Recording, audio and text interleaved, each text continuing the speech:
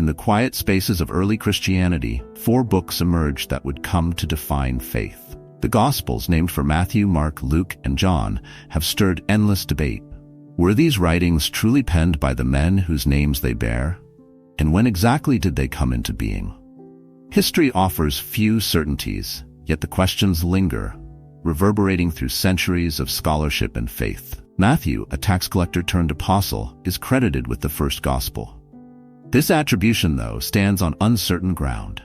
Scholars today suggest that Matthew's gospel may have been authored by a Jewish Christian scribe, someone deeply familiar with Jewish law and tradition, yet likely not the disciple himself.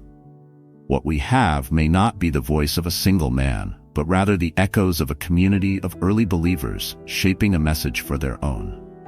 Mark's gospel is thought to have been written by John Mark, an associate of Peter, who, according to early historian Papias, recorded Peter's teachings.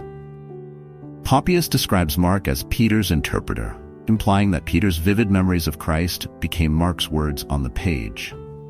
Yet some argue that the text's complexity suggests it went beyond the immediate accounts of a single apostle.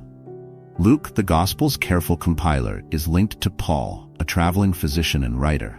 Luke's detailed, orderly account of Jesus' life and ministry reads like the work of a historian, drawing from sources, both written and oral, to tell the story in order. His Gospel, along with Acts, gives a glimpse of the early church through a lens uniquely his own. The authorship of John's Gospel, however, eludes easy explanation. Unlike the synoptic Gospels, John's text carries a different tone and a distinct theology. Some scholars propose it as the work of the Johannine community, a group of believers influenced by John the Apostle, rather than the Apostle himself. Pinning down when the Gospels were written calls for a balancing act between faith and reason, history and tradition. Today, scholars generally date Mark's Gospel around 70 CE, possibly after Jerusalem's fall, when a world once centered on the temple was in flux. Matthew and Luke likely followed around 80-85 CE, drawing on Mark and other sources, including the hypothesized Q document. John's Gospel is thought to have come last, sometime around 90-95 CE, its theology signaling a later, more reflective stage.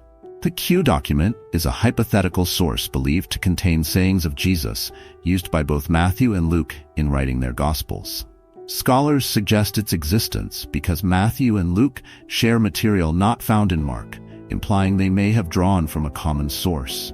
Named from the German word Quelle, meaning source, the Q document has never been found, but it's thought to explain similarities in Jesus' teachings across these Gospels. It remains a key theory in understanding the origins of the synoptic Gospels.